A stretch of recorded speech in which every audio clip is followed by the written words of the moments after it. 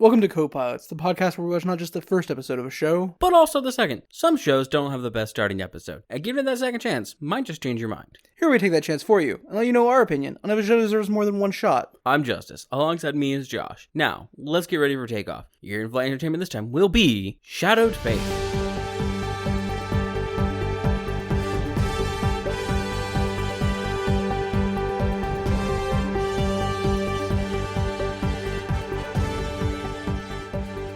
I like how I've been demoted from co-pilot to just Josh. Alongside me is my co-pilot, Josh. No, not this time. This time it's just Josh. I'm here.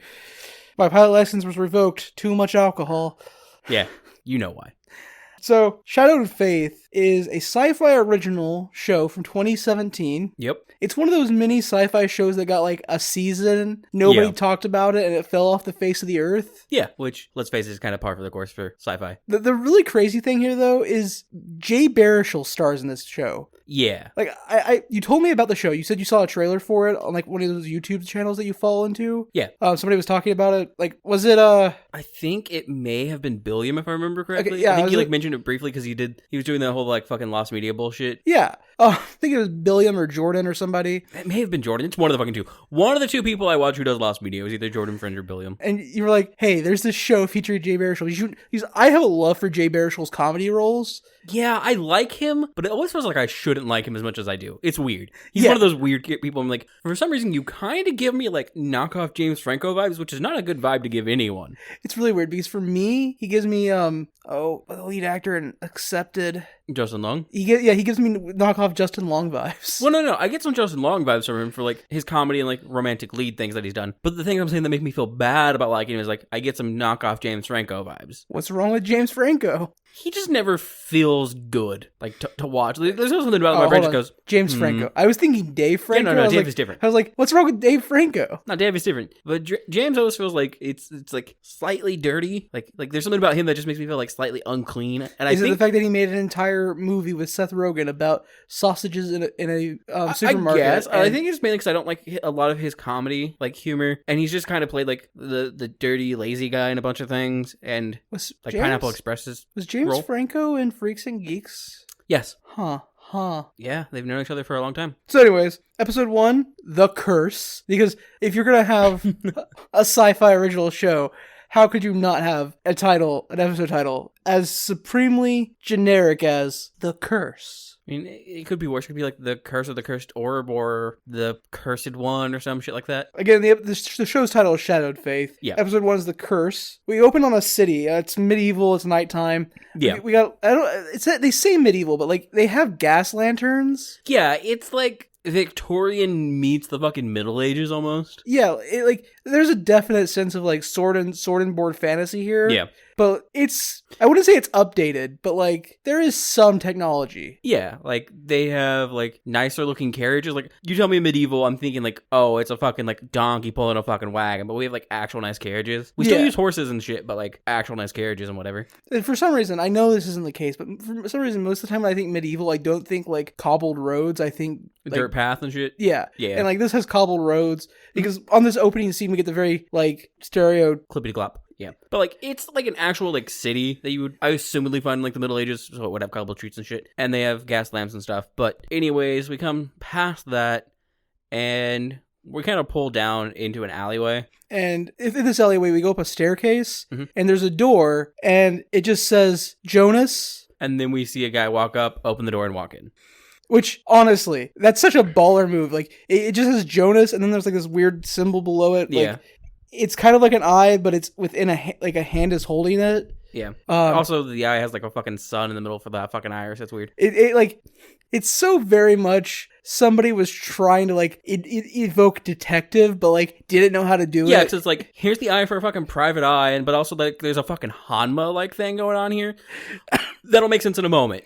We learn very quickly that the guy who walked in is our main character, Jonas, played by Jay Baruchel, and he is a detective / cleric or former cleric. They are unclear about that, but he has magic and faith.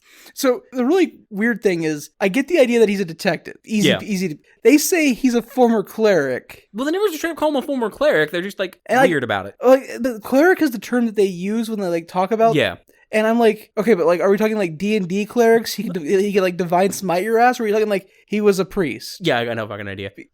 Anyways. So he enters, and it's like a small, dingy little apartment with some, like, you can see a gas fixture, but he kind of has it lit by candles. Yeah. And they're really melted down. So I assume, so I'm going to go and get this out of the way. This is like a fucking detective noir pastiche, but in a fantasy world. So my immediate assumption here is from seeing dingy apartment, and look, he has gas fixtures for like gas lamps, but he's using really rundown candles. My assumption is he's hard up for money, because every fucking detective noir story, they're always hard up for money until someone walks in to give them a case. Yeah. He then walks over to a bookshelf and pulls down like a fake book. Yeah, and it has the same symbol from his door on it. He opens the book and like pulls out a carved hand with the eye and the sun, and then says, "Time to get to work." Like he does it like he's looking at it, holding it in his hand, and we got a shot from him from the back, and he goes, "Time to get to work." And then, except he doesn't say it like that, because it's fucking Jay Baruchel. So it's like he's trying to be serious, but it's still Jay Baruchel. So you have like that kind of nasally voice that I can't replicate. Time to get to work. Yeah, kind of, I guess. It's what it is. Then the show gets its title card, and we get about a 15-second intro music with, honestly, it feels like this was an afterthought of a like intro video. Like it's just the actors, but like with swirly, like not swirly backgrounds, but like distorted backgrounds that were definitely shot. Yeah, but they've also like layered like motion over it, like almost like a water motion kind of going across the screen. You know what I'm talking about, like or smoke. For a show that was made in 2017, this opening is definitively like 2004, 2005. Yeah, like the main shot we get of Jay Baruchel's character Jonas here is just, oh look, you know how we saw that shot of him walking into the door? One, that's how the intro ends. It's he opens the door and then the intro just goes shadowed faith, because why not? But we see him like walking down an alley because, oh look, he's a detective and it's dark and gritty. What? I don't fucking know, man.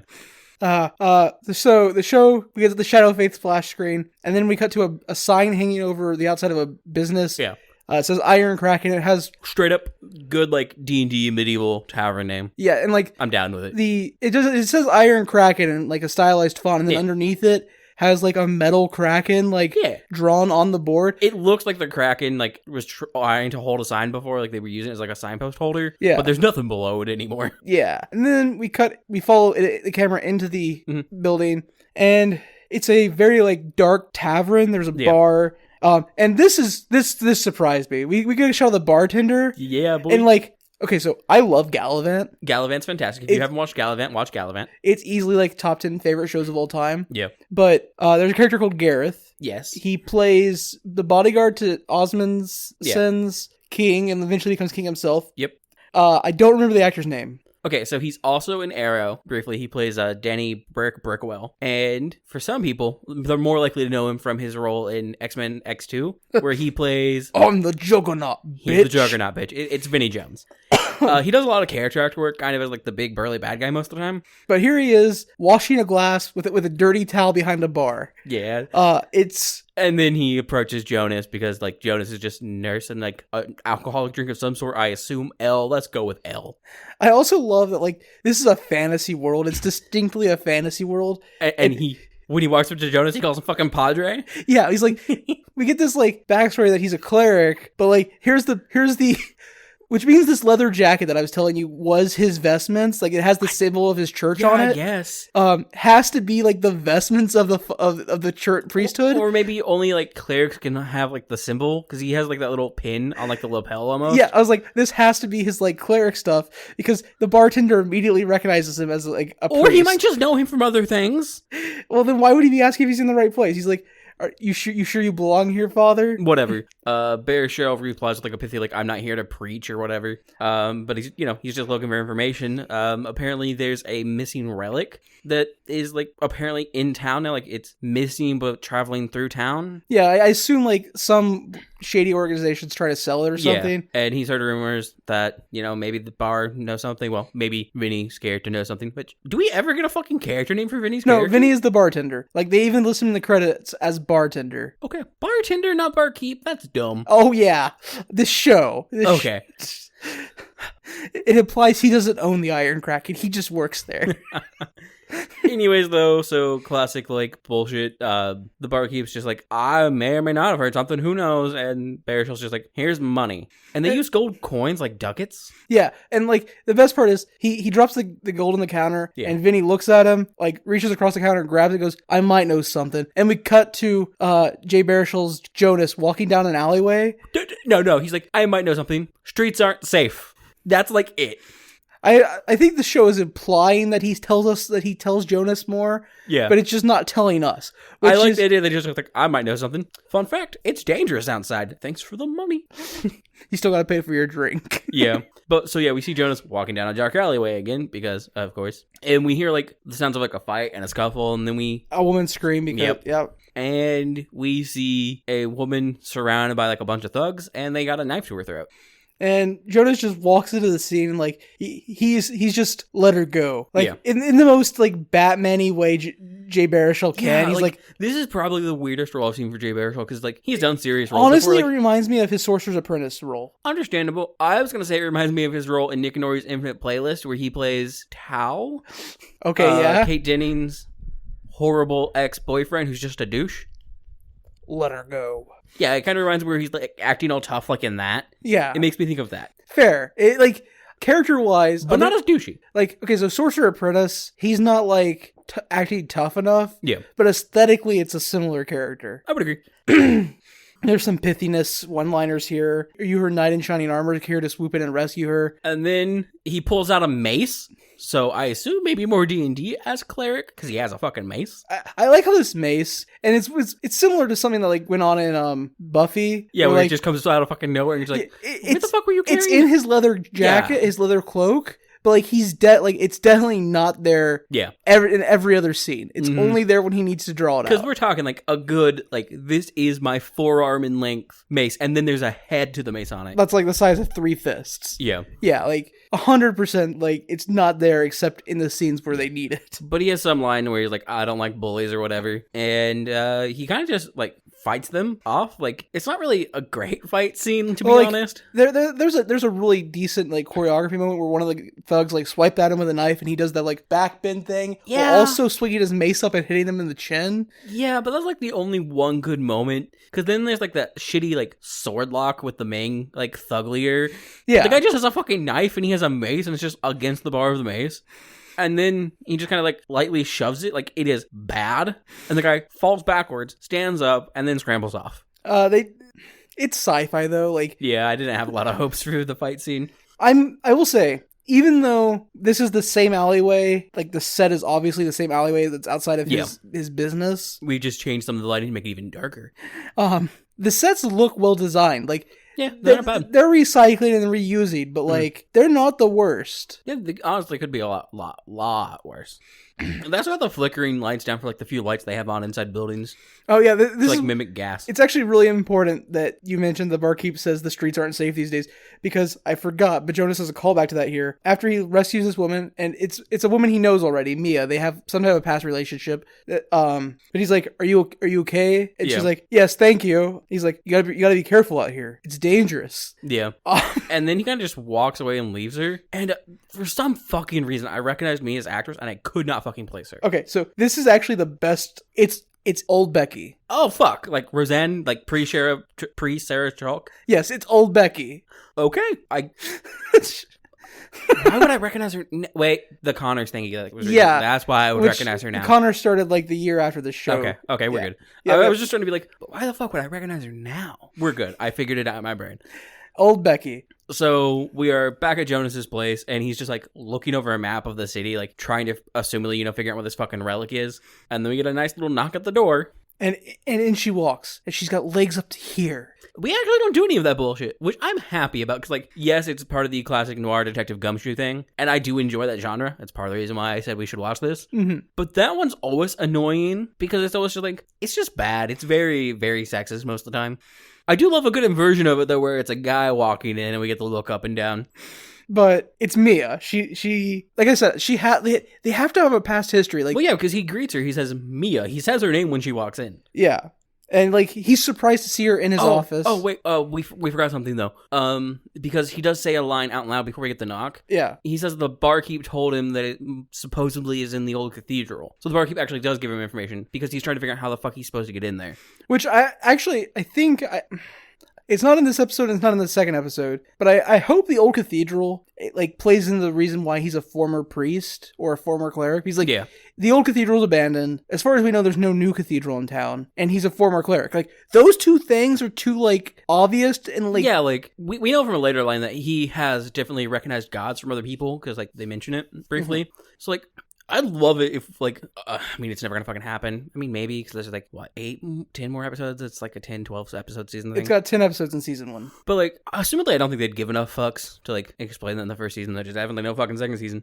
But, like, it'd be cool if it's one of those situations where, like, his, like, religious order was, like, run out, do, like, something or some shit. But that's, like, a larger story arc that I don't think we're ever gonna get to that thing. Yeah, it feels very, like, the Browncoats thing from Firefly, where, like, yeah, the Browncoats have, like, this have this symbology tied to them, but we only get, like, smatterings of it. Because, and there definitely could have been more, but show doesn't exist. So, like, maybe that's why Barkeep knows he's, like... I mean, who knows? Like, the symbol is probably, like... Yeah, okay. Either way, though, Mia shows up, and she's, like, obviously shows up, and she's like, I need your help. And apparently her sister's gone missing. Yeah, and she's pretty sure she got taken by a cult, So Jonas is just like, yeah, sure, I'll help you find your sister, but first, we gotta find a relic. And she just gets, like, immediately wrapped up in his relic hunting. I get it to a certain extent, right? Like, he wasn't like, oh, you gotta pay me. He was like, you're gonna help me with the thing I'm doing. Do you think he does pro bono detective work because he was a former cleric or is a cleric? I think he probably, like, doesn't prioritize his bills properly. Yeah. Like...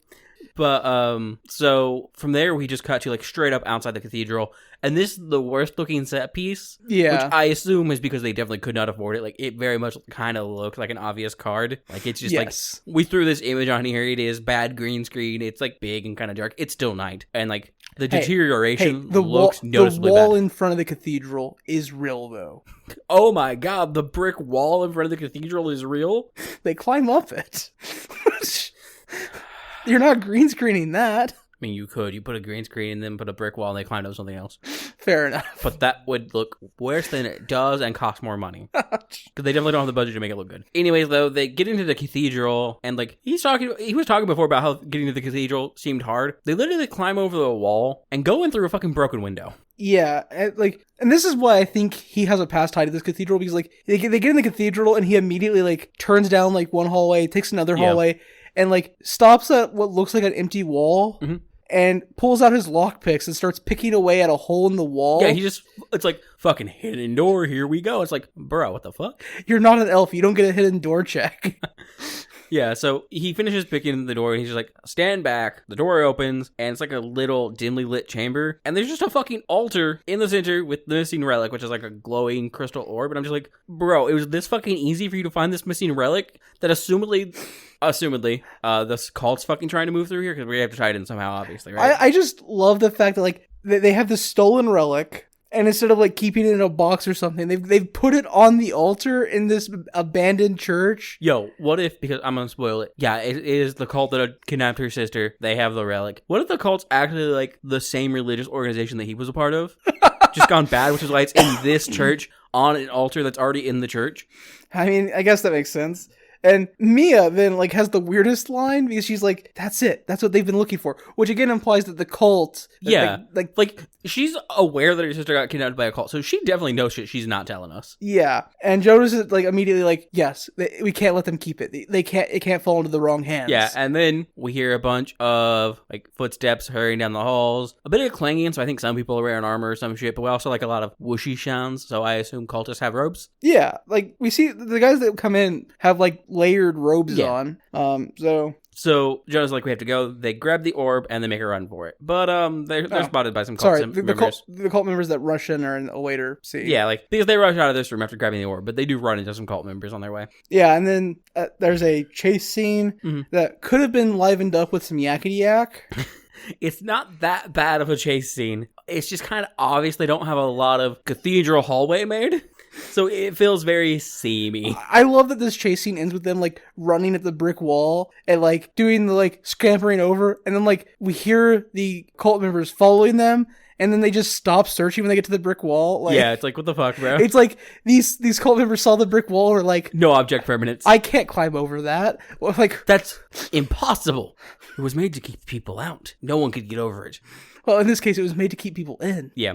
Anyways, though, we end up back at Jonas's apartment, and they're both, like, breathing really heavily, so assumedly they've ran all the way back. Good call. They didn't get the note that the cult members stopped Don't know how them walls work. Yeah, they didn't get that note. They were like, So they're just like, we fucking got it. Like, damn. And then Jonas is like, yeah, but I mean, it's still really fucking dangerous. And he's like setting the orb down and looking at it, trying to figure out what it is. And he's just like, the conclusion he comes to, it's dangerous. It's pretty dangerous. It has dangerous power. Well, I have no idea who wants it and why. I like the fact that he sets it on the table, starts examining it, sits down in his chair, like, and starts flipping through a book. And then Mia is like, what about my sister? We got the thing. What about my sister? And then he's just like, we'll find her, but we have to be careful. We're up against something big. We'll find her. I promise. Flipping the page of the book.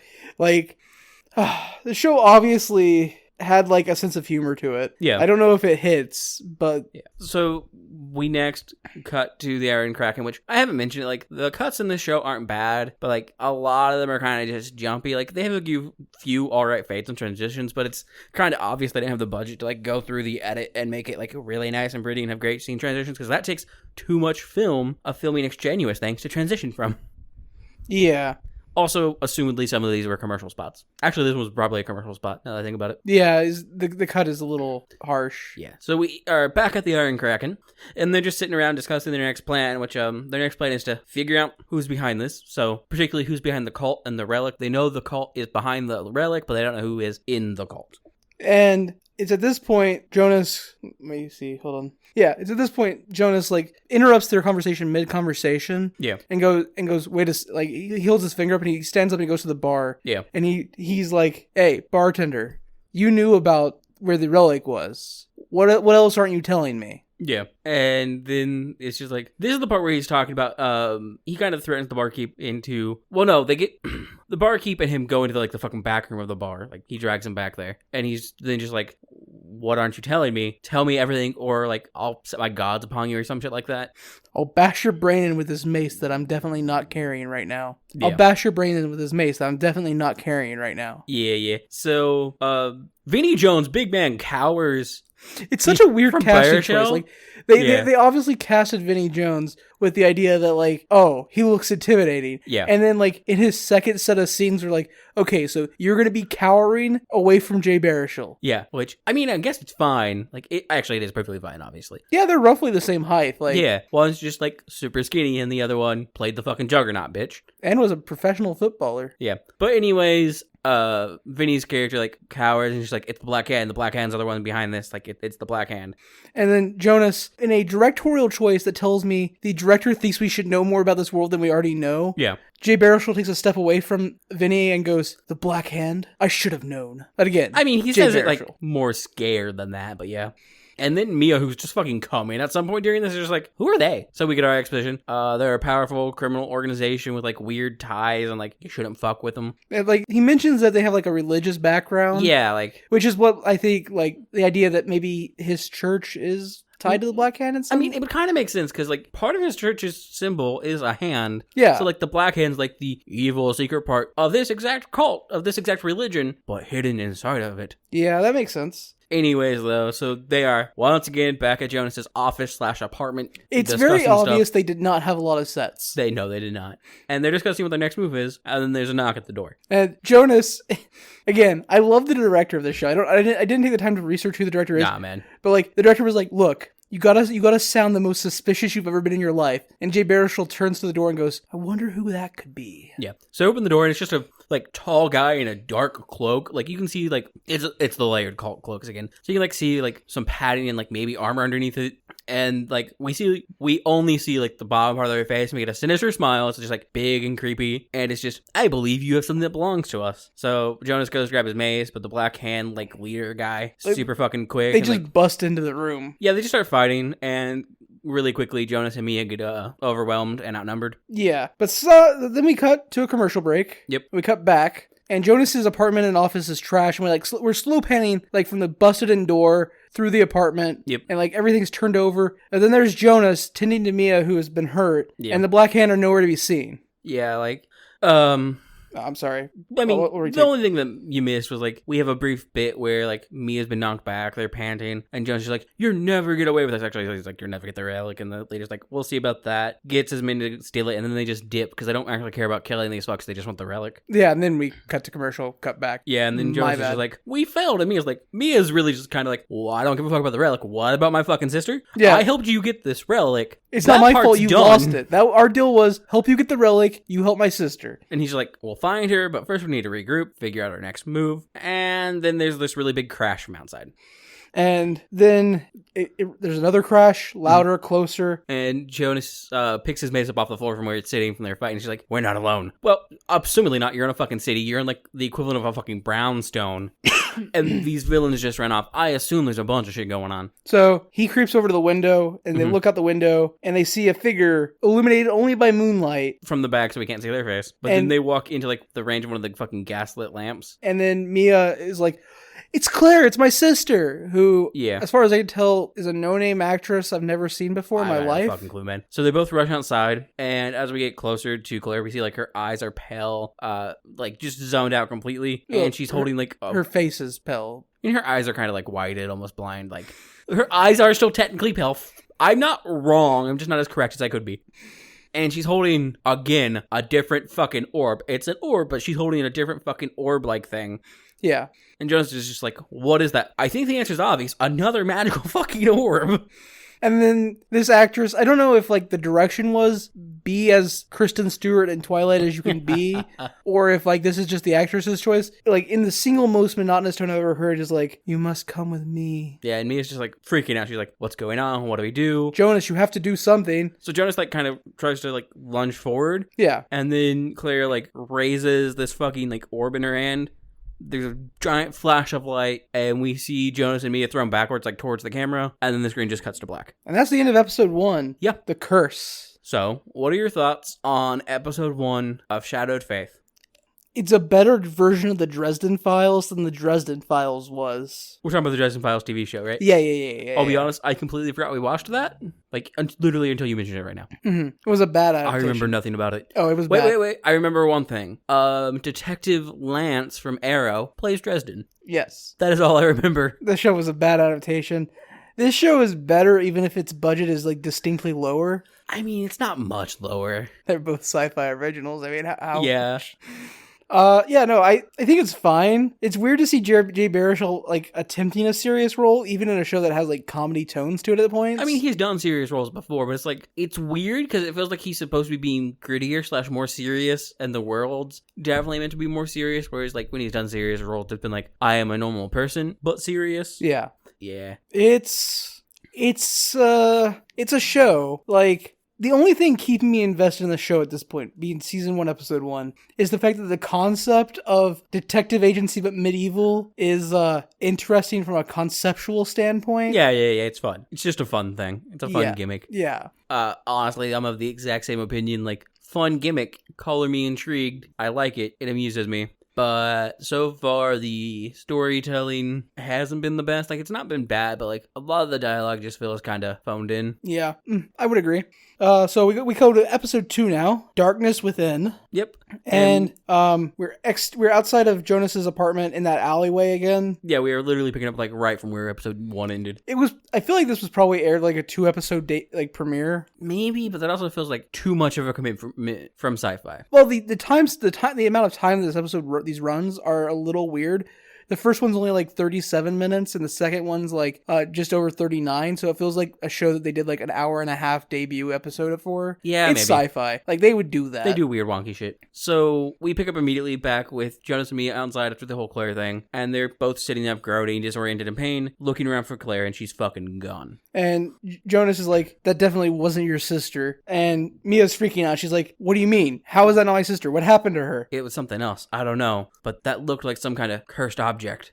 I love that the first episode's called The Curse. Yeah. But we get zero about a curse in the first episode. No. We know that they have a cursed relic. Okay, fair enough. And she's just immediately just like, well, we have to find her. We have to help her. We can't let her fucking suffer like this. And then Jonas is like, well, yeah, but we're going to figure out what we're doing with first. Let's go see my contact in the temple. I mean, so yeah, we do mention a religious organization again. There's the fucking temple. Yeah, it's obviously not his temple. Like, yeah. And it also doesn't have a lot of like religious overtones. It honestly is almost like the same like setup as like a Greek healing temple from like shit, if you know what I'm talking about. Yeah, it feels more like a scholarly temple as in like a place of education. Yeah, although it is called the Temple of Divine Light, so yeah, some of religious overtone here. But they go in, and Jonas leads Mia to a small office in the back of the like cathedral. Yep. Well, cathedral's a wrong word. I guess chapel. Temple. Yeah, that's fine. And there's this really old guy in like kind of vestmenty robes, but like also almost like wizardy robes. He's kind of like the stereotypical sci-fi old man. He's got like a full beard. It was like, look, if we could have, we would have gotten Sir Christopher Lee, but we could not do that. So here's this guy. He has a good beard. So we cast him. And Jonas knocks, but then opens the door before the person and this older man turns around and is surprised to see Jonas there. He's just like, Jonas, it's been a while. What are you doing here? I expected him to call him kiddo. Not gonna lie. Yeah. So Jonas introduces Mia. Says that, like, we're dealing with some sinister shit. We need your help. Mia's sister's been taken. So then we get his name here somewhere. I don't remember where. I think Jonas may have greeted him or some shit. It's Jack. Yeah, the guy's name is Jack. I noted it. And he's just like, come in then. And so they step into the office. It's like fucking filled with books, scrolls, like a weird tablet. He has... In addition to the chair he has behind his desk, which kind of looks like an office chair that somebody took the wheels off of. It really does. He has two, like, really plush, like, nice chairs across from his desk, which I like, but at the same time, why is your chair, the chair you sit in most often, the like, worst chair in the room? True, but I mean, they look kind of like, okay, follow me on this, like, an underfunded local library, so like every library. Yeah. Like, a kind of, like, blown out old, like, reading chair. Like, it's definitely been used for years, and you can tell the stuffing's not sitting right. But it's the perfect napping chair. It's the perfect napping chair, and, like, you can kind of hunch down, and if you need to, they look like those types of chairs. You know what I'm talking about, listener. They get into a conversation about the cursed object, the orb that Claire had at the end of last episode. But Jack is like, look, I'm gonna need a few things to break a curse like that. Well, I mean, at first he's like literally stroking his beard and it's like, a cursed object, you say? That's a serious matter. Only a few ways to break curses. Yes. And he's like, it's not gonna be easy to get the things we need. Yeah. But if you could get them, we can break the curse. Yeah. And obviously this is we'll do whatever it takes kind of scenario. Mm-hmm. Because he's like, the way he talks about it, there's really two ways to get rid of a cursed object. You can break it, or you can dispel the magic. I love the idea that you could just like take a cursed object and smack it with a sledgehammer, and the curse is gone. Yeah, but I mean, Jack makes it clear that like breaking or dispelling magic both work to destroy the cursed object. One is a lot safer and not nearly as potentially deadly, and that is dispelling the magic, which is what he needs stuff for them to get, so he can try that. He then tells them how to track cursed objects. Yeah, because they also need that. Yeah. Obviously. Because Mia's like, okay, but like we can get rid of the curse, but how do we find her? How do we find the curse? He's like, oh, I could show you how to track cursed objects. And he like shows them, he like gives them a spell, like a scroll. Yeah. And then he also hands them like another scroll, and he's like, and this is a blessing that can protect her from further harm, but it's only a temporary measure. Only use it when you have to. Yeah, and Jonas is just like, cool, we'll take whatever help we can get. Where do we start? And then Jack's just like, well, on the outskirts of town, there's an old wizard friend of mine. I love how, like, they definitely went, oh, where can the wizard be? And somebody was like, look, we don't have budget to build another, build another city set. So we're gonna put this like shack next to a creek in the middle of the woods wherever we're filming, and that's gonna be it. Yep, and Jack's like, I have an old wizard like acquaintance, lives outside of the city. He's dabbled with dark magic. He might be able to help you track a cursed object. Really, Jack's like, look, bro, I can help dispel it. I don't know how to fucking track this shit.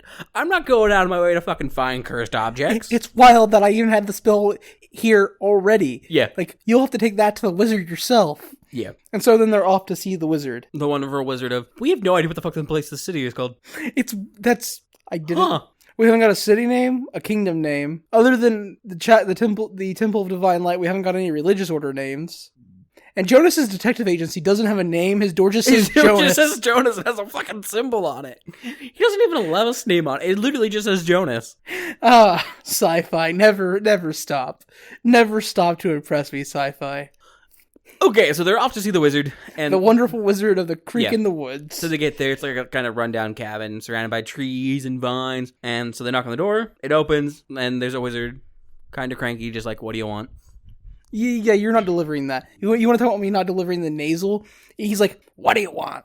He's like, yeah. This is the physical embodiment of Jafar pretending to be an old man. Yeah.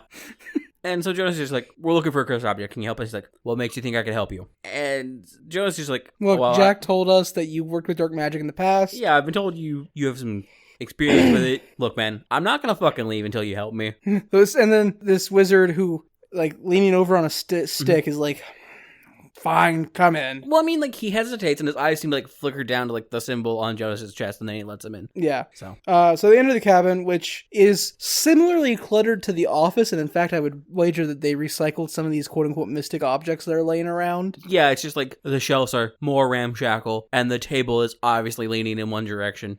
And then the wizard, like, she gestures for them to sit down on, like, this, like, old, like, couch. Like, it's not a couch. What are they called? It's a long seat with, like, curled arms. It's a type of couch. A settee, like the one that's spelled like SETE or some shit. Yeah, something like that. Yeah. It looks like it's gonna fucking fall apart any moment. Like, legitimately. It has, like, patches on it and shit. And, like, the best part, like, he gestures for them to sit down on this couch. Yeah. And I almost just called her Old Becky. Mia just, like, sits down without even thinking about it, but Jonas is, like, casually, like, very tentatively, like... lightly perches on the very fucking edge of the arm. And he sits so down so slowly on it, like, he's like, I don't even know if this is gonna hold me. Yeah. So the wizard's just like, what kind of cursed object are you looking for? And Jonas is just like, well, it's a small, intricately designed orb. Pulses with dark auras. And it seems to cause harm to those around it. Maybe, like... sapping souls or like blinding flashes of magic, mind control. I don't really know. It's a cursed object. And the best part is the wizard's like, he nods. He's like, That sounds like a cursed orb of shadow. It's a rare and dangerous artifact indeed. Which, I'm sorry, a cursed orb of shadow, but like the one thing we've seen it do so far is give a blinding flash of light. You cannot have shadow without light. Fuck it, I guess, sure. So Mia's immediately just like, can you help us find it? My sister, it's with my sister, like, her life's at stake. Like, what's going on? Can you help us find it? And the wizard's like, I might be able to help you, but it won't be easy. And, like, it's funny because this scene is literally the last scene, but with a different old man. Yes. And she's like, well, the orb is likely hidden by powerful magic, and it'll take a skilled mage to track it down. We literally came to this man to be sent to a different type of magic user. He's like, Jonas is like, okay, if you're... The one important thing we learned from him is, it's called the cursed orb, it's called a cursed orb of shadow. Yeah, so the wizard's like, there is a mage in the city who specializes in tracking cursed objects, but be warned, she is not to be trusted. Yeah. So Mia's like, we'll take our chances. I gotta save my sister. What's her name? Then the wizard, like, he actually seems like really recalcitrant to, like, say anything more about it. He's like, her name is Lyrian. Be careful. She has a dark reputation and her methods are not always ethical. And Jonas is like, keep that in mind. Thanks, man. Bye. Yeah, so they step up, leave, and we linger on the shot with the wizard as they're leaving. Like, they're halfway out the door when the wizard speaks up, and she's like, one more thing. If you do manage to find the orb, destroy it immediately. Do not let it fall into the wrong hands. And Jonas is like, we won't. It's all good, man. Kind of what we plan on doing anyways. So we cut to an abandoned building, there's no lights on and the windows are broken out. Yeah. But it's the same alleyway set again. Like, it's from a different angle this time, but I promise you this is the same alley. We can't see Jonas's stairs, but, like... I mean, I think Jonas's stairs legitimately might be on, like, that fucking, fucking ramshackle, like... It looks like it was once maybe, like, a smaller, like, little horse tie-up stable thing, because, like, there's a bunch of fucking wood just leaning against one of the fucking walls in the background. I legitimately just think that's where his stairs are supposed to be. Like, maybe the stairs are, like, part of a set that could be moved down, but they're just, like, leaning up against a fucking wall. Yeah, they 100% just reusing part of the same set again. And so they get to, like, the entrance of this abandoned building, and there's a hooded figure waiting for them. who then is like, you must be Jonas. And Mia, I've been expecting you. I have to tell you, every time somebody like says, "Oh, Jonas," my mind was like, "My name is Jonas." Same every time, every time. It's been playing through my head this entire review. So Jonas is like, "Who are you?" And she's like, "I'm Lyrian, mage extraordinaire, and I hear you're looking for something." And I love how Mia is just like immediately like, "Yeah, we're looking for the Orb of Shadows, the cursed Orb of Shadows. Do you know where we can find it? Can you help us?" And Lyrian's just like, maybe, but first let's talk business. Like, she says it in like more of like a teasy way, but it literally comes across like she looks away. She's like, it's like her expression is, "What the fuck do you think we're doing here?" Like, yes, I'm going to do this, but this is business. This is how you do black market business. Well, like, she's wearing a cloak. Yeah. But in the next scene, when we actually go in the building, and after she removes her cloak, she is like edgy goth to like the extreme. Like, she has like these like black bangles and bracers and like leather ties. It's like, yo, straight up though, nice to see in a fantasy setting an elf not with blonde hair. Yeah, but she's 100% like the edgy stereotype. Like, also, first non-human we fucking seen. That's true. Well, maybe one of the cultists.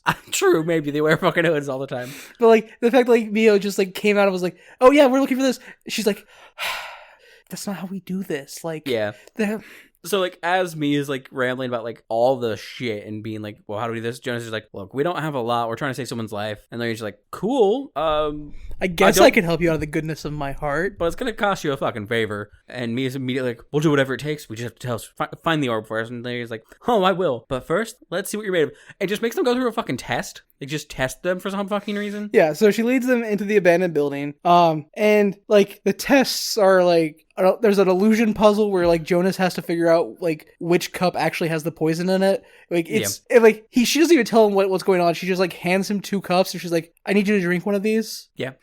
I mean, the way he solves it's pretty fun, though. Like, he pulls out the fucking silver mirror, which I guess, like, because silver reveals truth or some shit, like, some, like, weird shit. And it's just, like, looking at the reflection of it. And, like, they're all, like, clear liquid, except in the mirror, one of them shows up with, like, fucking black ichor or some shit. Mm-hmm. So, I guess the illusion on that was just like, I'll make them all look and smell like water. Water doesn't really have a smell. But Mia gets a, like, scene where she, like, disarms a trap. Yeah. Like, it was a chair that's trapped. Like, I think the assumption was Lyrian thinks Mia's stupid. Yeah. But I think that the most enjoyable one of these scenes was, like, I want to call it an owlbear, but, like, owlbears are copyrighted, and Syfy is definitely not fucking with wizards. Yeah. But it was, like, a big monster bear that Jonas had to fight. Yeah. And, like, it's the most action scene we've had in this episode. It's technically more of an action scene than the alley fight from episode 1. Downside, though. The big bear monster thing is bad CGI because it's Syfy. Oh, it's terrible CGI. It's so bad. It kind of looks like the first time they did the full werewolf transformation in Being Human, but with fur. Makes sense. Because for some reason, werewolves in Being Human didn't have fur. Yeah. But they make it through the trials, and they get to a hidden chamber. Like Lyrian pours them into, like, a little chamber. And just in the fucking chamber is her and the cursed Orb of Shadow. Do we know why she has it? No, she just fucking has it. Yeah. Lyrian's like, there it is, the cursed overshadow. And Jonas is like, is it the right one? Are you sure? And it's like, of course I'm sure. Do you think I'd go through all this trouble for a fake? My assumption is, like, one of two things. Either she's, like, completely evil because, like, she's, you know, it says she's not to be trusted. Or because it's, like, this trial is done in, like, kind of a montage-y thing because we do cut back and forth between them doing different trials. Yeah. She just went off and found the orb without them and then came back and was like, here's your orb. And I don't fucking know which one it is. And Mia's like, we need to take it and destroy it immediately before it can cause more harm. And Lyrian's immediately like, before you do that, you owe me a favor. And Lyrian's like, I have this issue with a rival mage who's been encroaching on my territory. Apparently mages are like wizards if they were gang leaders. Like, yeah, I would think, like, that's the only assumption I have here. They're just like gangster wizards. And she's like, I have this rival mage. I need you to, like, take care of him for me. And he's like, you want us to kill someone? And he's like, no. Not necessarily. He just definitely can't cause me trouble anymore. And Jonas is like, we're not going to do that. We came here for the orb. We're not to be assassins. And Larry's like, suit yourself. But you're walking out of here without the orb then. And, like, Mia's like, you can't blackmail us into doing dirty work for you. Yeah, and Larry's immediately like, good luck fucking finding and saving your sister then. And then Lyrian just, like, walks the fuck out of the room.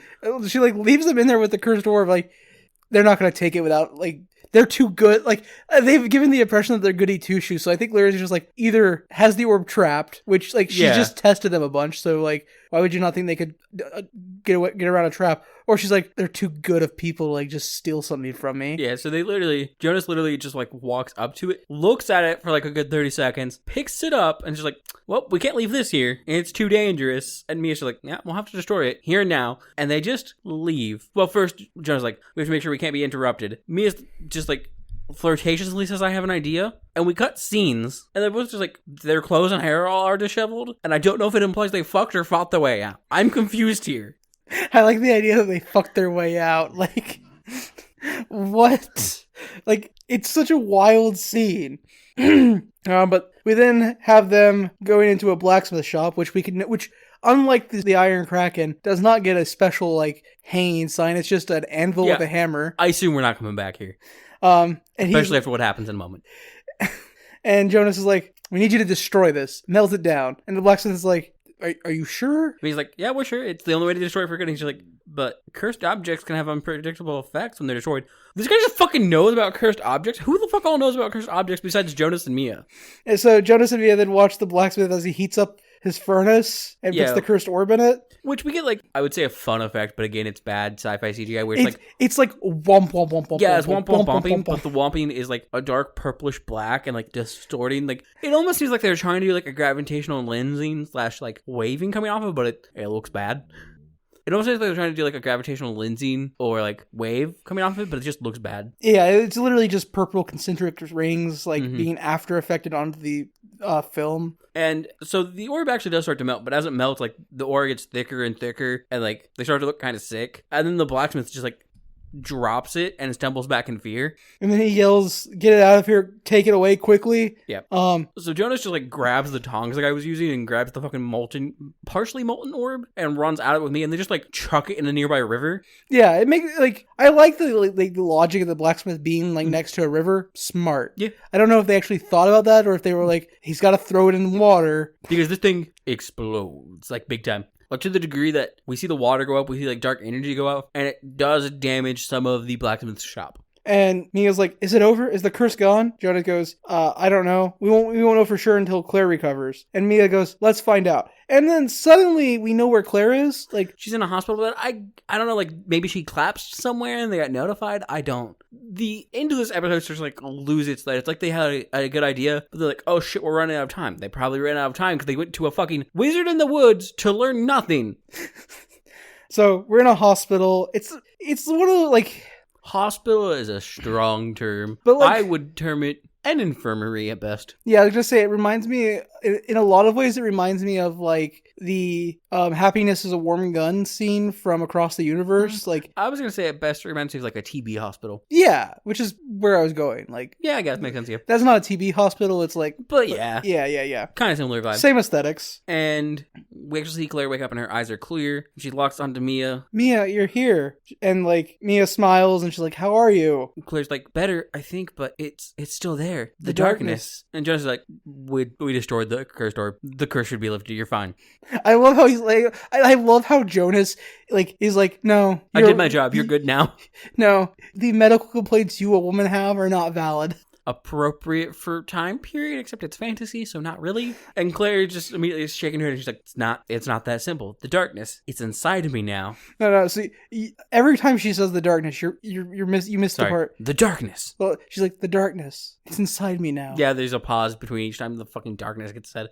And Mia's like, what do you mean? And Claire's like, the mage who cursed me. He used the orb to bind a demon to me. And then we cut to black. Yep. That's the end of episode 2. Which was entitled Darkness Within. Darkness Within. Makes sense. Kinda. We just get the stinger of like, there's darkness inside of me. Does not deal with the rest of the episode. Maybe they name the episodes for the episode coming up. Because like this one deals more with a cursed orb than the first one did. Or maybe all the episodes are like technically spoilers for the end of the episode. Maybe, yeah. I've seen shows with weirder naming conventions for episodes. Yeah, like one sitcom where all the episodes are named the one with or the one... That one. God, stop. Yeah, you're not wrong. So, final thoughts on Syfy original Shattered Faith. It really lost its like footing in episode 2. Yeah. I can see why it only got one season if episode 2 is the portent of what's to come in the show. I do like the idea that, like, Jonas is, like, amassing a tiny little, like, mystery-solving gang. Yeah, I guess. Or a harem. I like the first one more. It's right now, it's him, Nia, and Mia's younger sister. Maybe Illyrian? That's leading to the harem idea. I prefer to imagine that the unnamed wood wizard, though, joins his team. And then Jack is their Giles. I don't know. The concept still intrigues me. Yeah. I want the show to be good, but this episode is distinctly not. Yeah. Which I don't think... sorry, I'll let you finish your final thoughts. Would you watch more, whatever? I don't think I would watch more. I wish I would, but I don't think I would. Yeah. And part of it's because in 2017, a show that has this as an episode should not be a thing, because this is the type of like TV filler you got in TV series like Buffy, where you didn't have a full episode worth of like ideas. Or like early Lost Girl, if we're talking sci-fi originals. Yeah. Well, Lost Girl's not technically a sci-fi original. Yeah, I know. It's sci-fi original in the States. Yeah. But and what I mean by that is like the plot is overly elongated by inserting like the same plot, the same like episode. Oh, what's it called? Episode elements. The same story beat multiple times. Where like the first time we go and meet Jack, and the second time we go and meet the unnamed wizard, and the third then we time meet Lyrian. Where we could have just like had him know who Lyrian was from the get-go. Yeah. Like, or if you really feel the need to introduce Jack in case he comes up later. Yeah, fine, Jack could know where Lyrian is. Yeah, who Lyrian is. Or if for some reason you don't want Jack to know some shady character because he's like the good guy, Jack suggests how you handle it. Jonas is like, oh, I know someone who can help with that. Goes to find Lyrian. Yeah. It makes sense. He's a detective, assumedly. Like, should assumedly have like some kind of shady ties. Yep. Not really worth watching in my opinion. Most sci-fi originals really aren't. Sci-fi is got a very wide range of shows. Yeah. Where on the top end you have stuff like Being Human, like the literal best adaptation of British television of all time. Resident Alien's good. And on the low end you have shit filler like the first Troll movie. Yeah.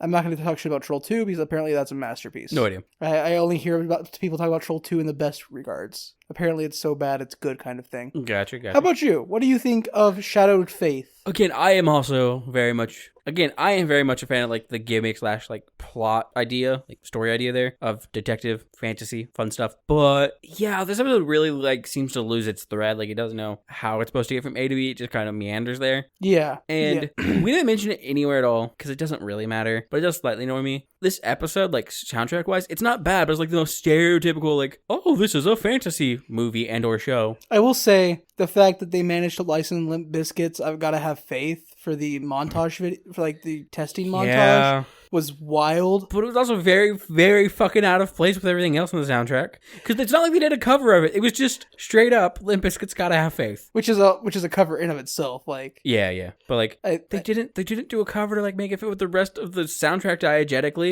I don't think they were trying to make it fit diegetically. They were like montage set to upbeat music. Let's go. Yeah, but no, I would not watch more of this. Okay, that's a lie.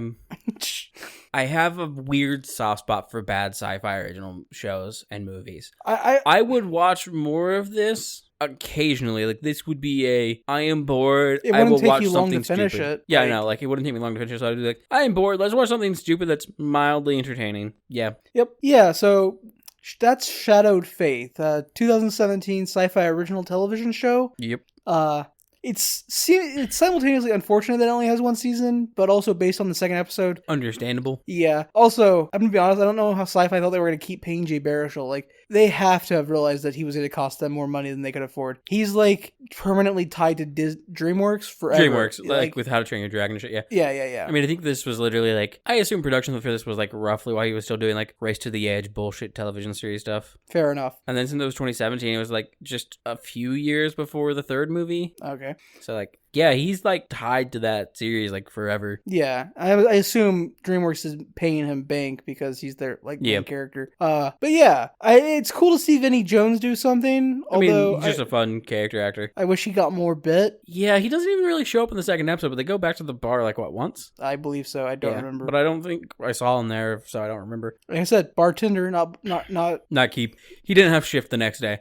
So yeah, that's kind of all. So like if you want to reach out to us and let us know if you've ever fucking like watched this show and if you have weird opinions on it, because sci-fi for some reason is like one of the most polarizing things you can talk about when it comes to like shows and original series. Like people are obsessed with like sci-fi's original content. You can do that by emailing us at copilotsreview@gmail.com. You can also tweet us at copilotsreview, which is also the handle for our Hive account. Indeed. Or you can find a link to both of those, our email and Twitter, by going to copilotsreview.simplecast.com, where you can find also our additional links for Patreon, Discord, YouTube, and I think that's everything. Yep, sounds right. And also, if you want to like leave us a review and let us know what you think of Copilots, feel free to do that. There hasn't been any new reviews, so I can't read any of those aloud to you. Yep. But remember, if you leave a 5-star or higher review, we'll read your review live on air. And by live, I mean pre-recorded on the podcast. Anyways, though, thanks for flying with us, and please fly again soon.